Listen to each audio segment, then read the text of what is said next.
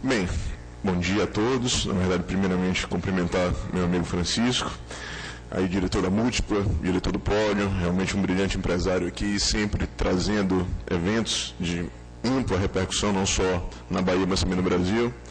Agradecer as palavras do meu amigo Fábio Roque, notadamente o currículo fala por ele, mas, acima de tudo, principalmente porque o discurso vem de um magistrado. E a regra geral de uma percepção garantista e da exposição, não só das palavras dele, acima de tudo, nessa lógica de restringir a atividade do magistrado a essa satisfação social da implementação ou da aridez do direito penal, me parece que, nitidamente, o discurso garantista, infelizmente, hoje ainda vem sendo uma exceção, e não a regra, principalmente dentro da judicatura. E, naturalmente, Fábio, essa sua exposição é fundamental para que a gente possa tentar implementar uma outra ótica na relação do direito penal com a sociedade. Mas, evidentemente, eu não me iludo aqui na premissa de indicar que o direito penal vai servir para qualquer outra coisa que não uma ferramenta extremamente importante de gestão de poder. E essa gestão de poder à luz do direito penal, e é para isso que ele se presta, e vai continuar se prestando a esse papel sempre, deve ser analisada também com as reformas do Código de Processo Penal que se implementaram em 2008 e agora em 2009. Doutores, escolheu o interrogatório por videoconferência. Esse assunto, principalmente, é fundamental em razão da postura do magistrado dentro da persecução criminal. E a minha preocupação com essas reformas que se implementam, já são 160 novos artigos, de agosto de 2008 para cá. Nós protocolizamos um novo Código de Processo Penal no Congresso Nacional, tem 2 meses, cuja responsabilidade desse novo código foi do Hamilton Carvalho, que é ministro do Superior Tribunal de Justiça, cuja relatoria foi do professor Eugênio Pacelli, que falou aqui para vocês no dia de ontem. É fundamental que nós possamos perceber os objetivos de uma reforma e, acima de tudo, como é que o processo penal vai servir ou para uma ferramenta útil de implementação da Constituição Federal, movimentação da Constituição Federal, como dizia o professor José Frederico Marques, ou uma ferramenta utilitária, na perspectiva de que a efetividade, a gestão mais célere da persecução penal nos traga uma certa sensação de estabilidade, uma certa sensação de segurança. Eu, particularmente, vou tentar construir não só o discurso de uma análise de necessidade de que a informática ela venha permear os nossos fóruns, mas, acima de tudo, pautar o quão é importante que essas novas ferramentas sejam implementadas à luz da Constituição Federal. Doutores, quando se fala do interrogatório de videoconferência, a premissa inicial é que gastamos mais de R$1 bilhão por ano no deslocamento de presos dos estabelecimentos prisionais para o fórum para a realização dos respectivos interrogatórios. E nós continuamos ainda com o discurso praxista de que o interrogatório é um meio de prova. Ora, doutores, quando a nossa Constituição Federal, no seu artigo 5º, traz como cláusula pétrea que nós temos o direito de defesa, seja a defesa técnica efetivada, seja pelos defensores públicos ou pelos advogados, mas também a nossa autodefesa, a conjunção desses 2 fatores é que vai permear o princípio da ampla defesa.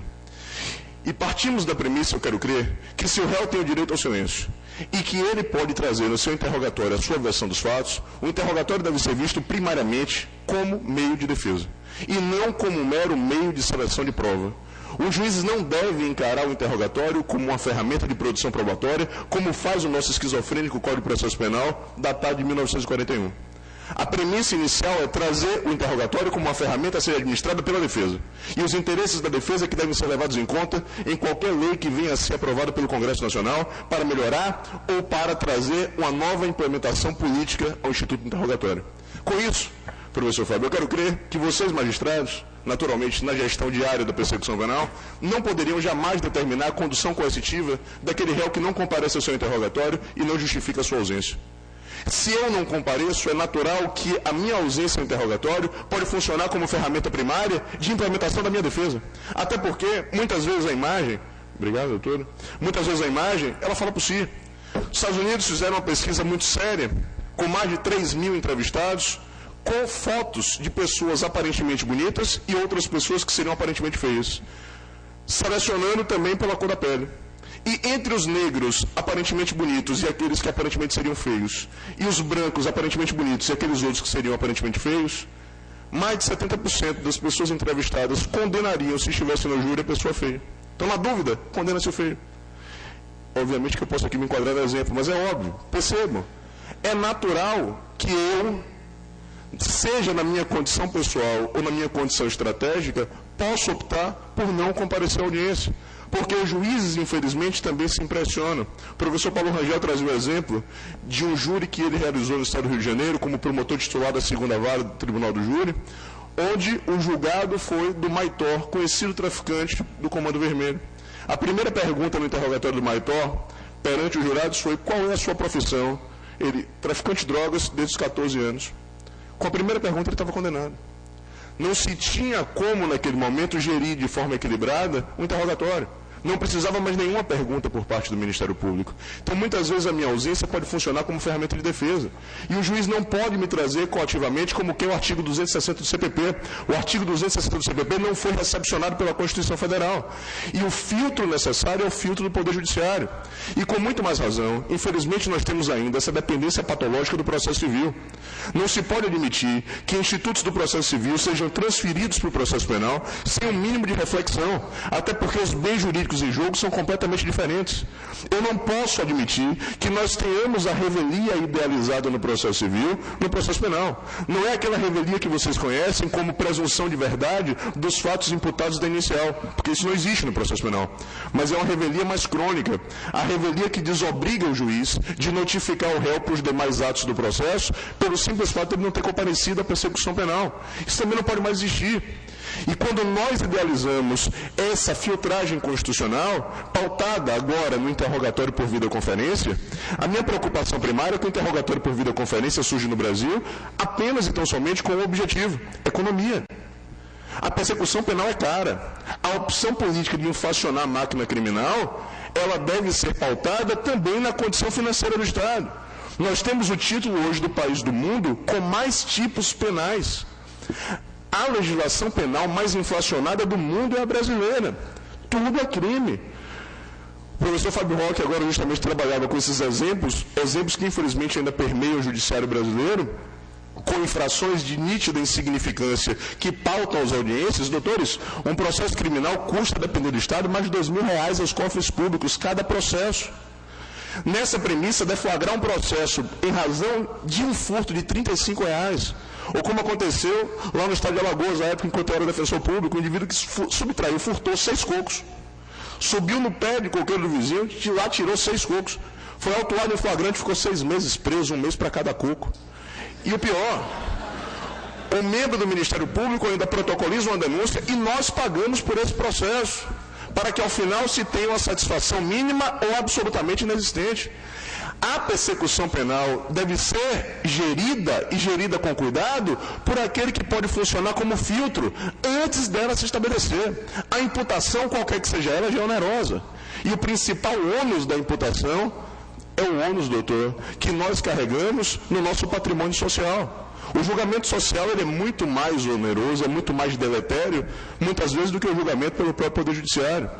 E nós precisamos nos preocupar, porque nós estamos habituados a trabalhar com a persecução penal como essa casa ou como esse reflexo social, o termômetro social, para que nós possamos nos sentir ou não seguros, é a persecução penal.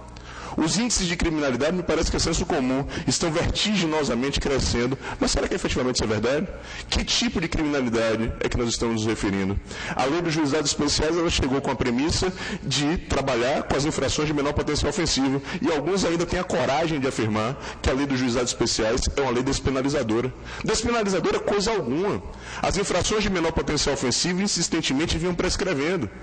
Muitos membros do Ministério Público sequer se preocupavam em oferecer denúncia porque o tempo cuidava do caso, até porque nós, sociedade, assimilamos boa parte das infrações penais sem que a máquina penal seja acionada. São as chamadas cifras negras. A lei dos juizados especiais, ela acabou reverberando aquilo que já vinha sendo esquecido. Então é óbvio que os índices de criminalidade vão aumentar. E principalmente, muitos daqui, os acadêmicos que vão fazer o concurso, principalmente quando nós hoje adotamos a política dentro das respectivas instituições, que para nossa promoção por merecimento, o professor Fábio Sabino, que já foi promotor e hoje é juiz, eu sei disso porque ele foi defensor público, nós somos avaliados pelo grau de produtividade, por petições protocolizadas, por denúncias oferecidas e por sentenças proferidas. Que sistema é esse, doutor, que avalia o funcionário público não pela qualidade do ato prestado, e sim pela quantidade de coisas que faz? É realmente aquela lógica do funcionário público acéfalo, hidrocéfalo, o imbecil que está lá e que pode, evidentemente, simplesmente, muitas vezes, assinar um ato, normalmente feito pelo estagiário, na perspectiva de que, com isso, nós tenhamos, então, pelo menos no aspecto formal, uma justiça atuante. Então, particularmente, e trabalhar, obviamente, com a persecução penal mais séria, a celeridade da persecução penal dissociada de qualidade não serve para nada. E, obviamente, que nós só nos lembramos disso quando nós nos encontramos como um daqueles seletos pela persecução penal. Os P's da vida, evidentemente, continuam existindo. E o professor Fábio esqueceu do quarto P, que são os professores. Mas, nessa premissa da marginalização, infelizmente, nós precisamos partir da lógica de que uma persecução penal útil ou equilibrada é uma persecução penal que possa avaliar de forma coerente a prova, ou os elementos trazidos pela defesa. E o interrogatório é a principal ferramenta. Doutores, na década de 90, o professor Alexandre de Moraes, constitucionalista conhecido de todos vocês, como secretário de Segurança Pública do Estado de São Paulo, começou a idealizar a tese de que o interrogatório por videoconferência era muito bom. O interrogatório por videoconferência serviria para imprimir celeridade à persecução penal, evitaria fuga e economizaríamos boa parte do implemento das secretarias de segurança pública. Mas o paradigma utilizado era o paradigma do Fernando Beiramar. Realmente, Fernando Beiramar demandava 60 agentes ou delegados da Polícia Federal, obviamente numa mescla necessária, e ainda um helicóptero para levá-lo do estabelecimento prisional ao fórum. Isso é muito caro, considerando que cada hora de um helicóptero no ar custa em média R$ 1.500. Mas Fernando Beiramar não pode ser o paradigma para toda a persecução penal. Nem todos aqueles indivíduos que se encontram reclusos são pessoas extremamente perigosas ou envolvidos em organização criminosa, que particularmente não sei o que é. Mas nessa tônica, os exemplos de exceção passam, mas as leis ficam. E o Estado de São Paulo se esmerou e começou a implementar a realização do interrogatório por videoconferência em larga escala. Eu dizia ao professor Francisco Salles que, particularmente, houve uma alteração de horário, eu estaria aqui hoje com o Luiz Flávio Gomes. O Luiz Flávio Gomes foi o primeiro juiz no Brasil e na América Latina a realizar interrogatório por videoconferência. Os primeiros 6 interrogatórios online foram feitos por ele. E ele é um amplo defensor do interrogatório por videoconferência. E, particularmente, eu sou completamente refratário a essa ideia.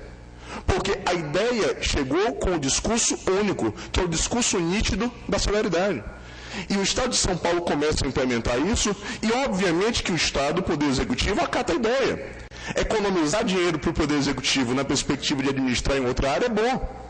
Mas, nessa lógica, no Brasil, o principal insurgente contra o interrogatório por videoconferência foi o professor René Areldotti. René Areldotti publica justamente um estudo sério contra o interrogatório por videoconferência, afirmando que nós estaríamos diante de mais um instituto completamente degradante, porque nós obstaculizamos por completo a presença do réu perante a pessoa que vai julgá-lo. Doutores, essa indiferença na persecução penal não pode subsistir. Eu não quero crer que o juiz vai julgar uma pessoa que ele sequer conhece. Não é possível que nós tenhamos um magistrado completamente dissociado da realidade daquele indivíduo que vai ser julgado. E, obviamente, não só nós que estamos aqui, mas todos vocês, administrando a justiça e aqueles que, obviamente, já administram, nós somos pessoas que não temos contato direto com aquela outra realidade.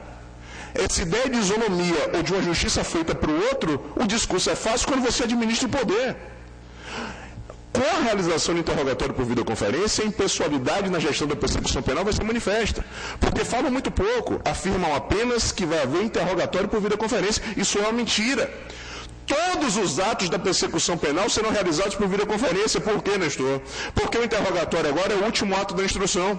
Com a Lei 11.719, a audiência é concentrada. Então, a oitiva de testemunhas, a oitiva da vítima, a oitiva de perito, acariações, são feitas antes do interrogatório. E todos esses atos são feitos na mesma audiência. Se eu vou manter o réu no estabelecimento prisional e vou interrogá-lo por videoconferência, é óbvio que todas as provas que foram produzidas serão assistidas online por ele, porque ele não vai estar na sala. E, consequentemente, doutor, o juiz em nenhum momento vai contar com a presença física da pessoa que ele vai julgar. Ele não vai conhecer. Essa impessoalidade é cada vez mais extensa e o abismo entre gestores do poder e administrados é cada vez maior. Mas isso é muito bem aceito quando nós imaginamos que o interrogado é o outro. Agora, o que é mais grave, doutores, o professor Francisco está aqui, obviamente, como empresário aqui na Bahia, sabe os custos de investimento para implementar um curso satelitário. E o grau de dinheiro, o grau de investimento que vocês fazem para manter a qualidade do sinal é absurda. Vocês imaginem, na esfera privada, os maiores custos do Brasil gastam milhões de reais por ano para poder manter a qualidade da imagem.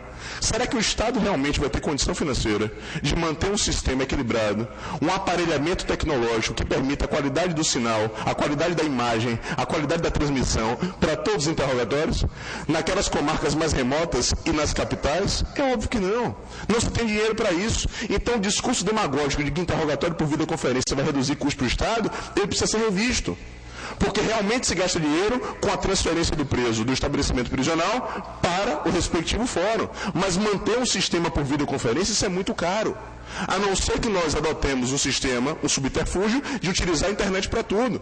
E não se tem hoje a internet como essa ferramenta tão confiável. Você imagine, a vítima vai reconhecer o seu algoz por videoconferência. Como é que nós vamos ter a qualidade para que ela identifique a cor da pele e a voz e a altura? Eu fico me perguntando como é que nós vamos identificar a altura de uma pessoa assistindo num mero televisor. Isso é impossível. Esses atos que são fundamentais para convencer o juiz acabam tão somente sendo filtrados por um sistema tecnológico que não necessariamente vai ter a qualidade pretendida para que realmente eu tenha um interrogatório seguro. Aqui na Bahia, evidentemente, infelizmente, o nosso Estado não é sempre paradigma, mas nesse momento nós precisamos aplaudir a iniciativa aqui do Poder Judiciário baiano, porque nós interrogávamos os presos no centro da cidade, ao lado do fórum, justamente naquele anexo que é o fórum criminal. Em razão dos custos de deslocamento de presos e da manutenção de presos no centro da cidade, o que é sempre perigoso, o Tribunal de Justiça da Bahia simplesmente deslocou as áreas criminais para o centro administrativo, perto do estabelecimento prisional. Então, eu realizo o interrogatório perto do estabelecimento prisional, consequentemente, reduzo substancialmente o custo de deslocamento, e implico, consequentemente, em retirar o preso do acesso direto à sociedade. Na Bahia já está funcionando muito bem. Por que medidas simples não podem ser adotadas, ao invés de se viabilizar sistemas que aparentemente dão certo lá fora, no estrangeiro? É o que o Nelson Rodrigues chama, infelizmente, nós brasileiros somos narcisistas aos avessos.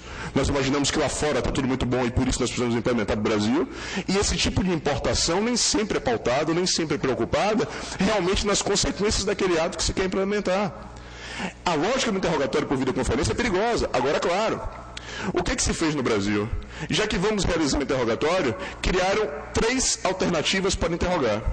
A primeira alternativa, dizem eles, vai ser a regra. É a realização do interrogatório no estabelecimento prisional. Então imaginem vocês, todos os juízes no Brasil, não nos interessa se o réu é perigoso ou não, não nos interessa se ele praticou crime hediondo ou não, se é integrante de organização criminosa ou não. Vai realizar interrogatório de réu preso, o juiz, pegue o seu carro e efetive o interrogatório no estabelecimento prisional. Eu me lembro que lá em Alagoas tentou-se fazer um mutirão para aproximar o Poder Judiciário, o Ministério Público e a Defensoria do jurisdicionado. E aí nós íamos fazer um mutirão no estabelecimento prisional. Com uma semana de antecedência houve rebelião, cortaram o braço de gente, decapitaram. Pergunte se alguém apareceu. Não foi ninguém. O mutirão simplesmente ficou para a imprensa, porque para a história não aconteceu. Então, essa lógica de realização de interrogatório no estabelecimento prisional, aí diz o professor Oswaldo Gomes, infelizmente os juízes ainda não se sentem seguros de realizar interrogatório no estabelecimento prisional. A pergunta que eu faço é, quem é que se sente seguro para que o interrogatório seja realizado no estabelecimento prisional? E o réu, que é o mais importante? Como é que o réu vai se sentir à vontade, dentro do estabelecimento prisional, de declarar ao juiz que ele foi torturado para confessar o crime?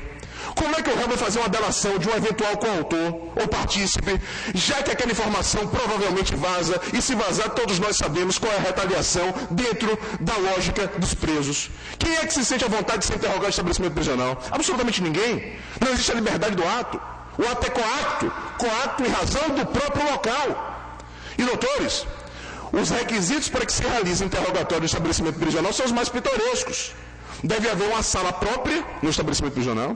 A publicidade do ato tem que estar garantida, portas abertas nos estabelecimentos prisionais de segurança máxima, para que se realize o interrogatório com a presença da sociedade. Presença do defensor público. Eu estava na quarta-feira no Tocantins.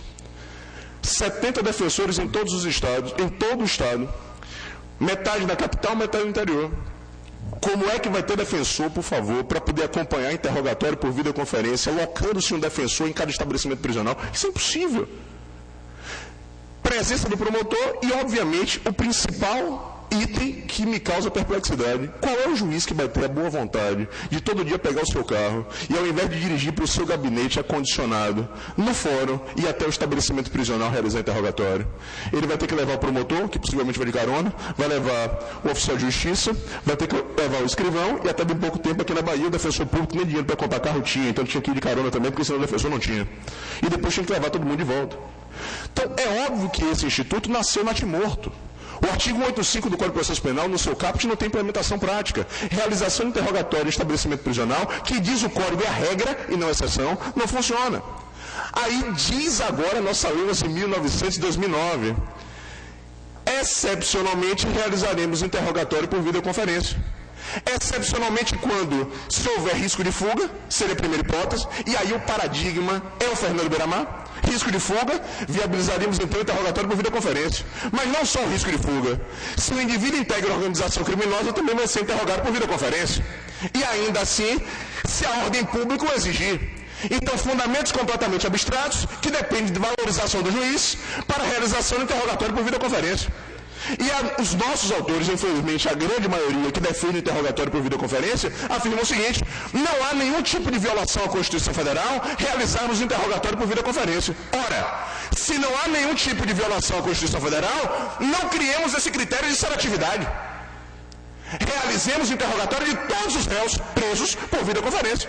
Ou realiza de todo mundo, ou não realiza de ninguém. Porque ou o ato é inconstitucional para todo mundo, ou não é inconstitucional em absoluto.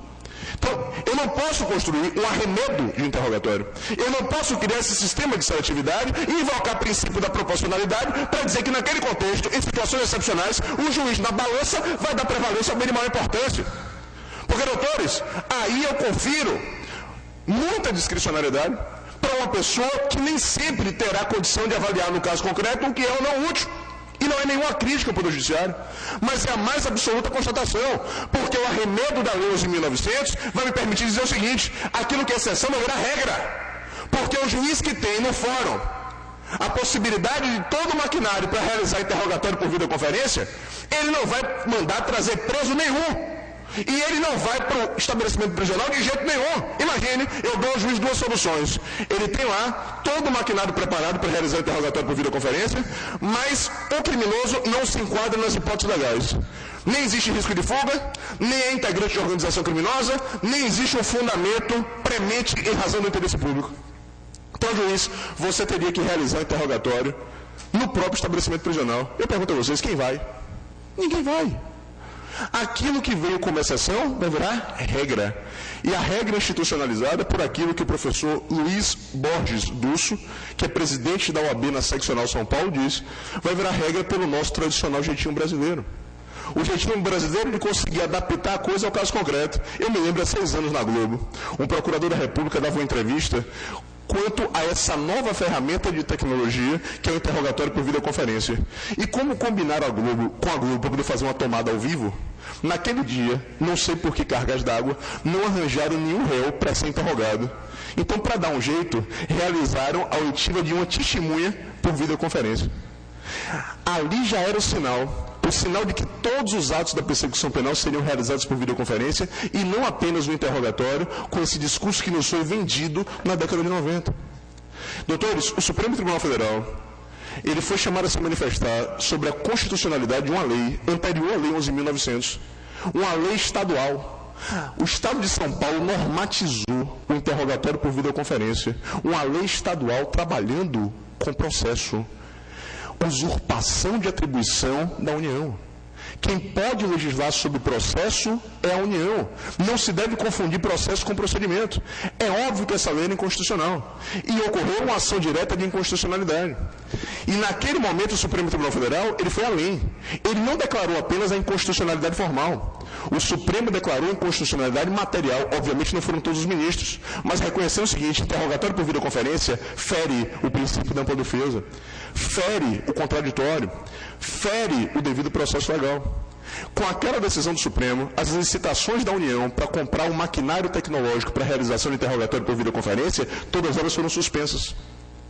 E o nosso Congresso Nacional, agora, em 9 de janeiro de 2009, contrariando a decisão do Supremo, legisla e com a Lei 11.900, disciplina agora, por norma federal, a realização do interrogatório por videoconferência.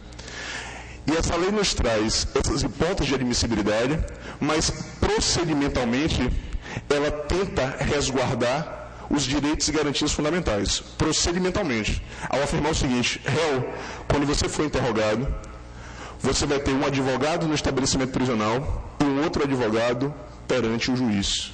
Eu pergunto para vocês, em que condição financeira o réu terá como contratar 2 advogados para poder acompanhar o interrogatório dele? Você vai dizer que isso não vai ser possível.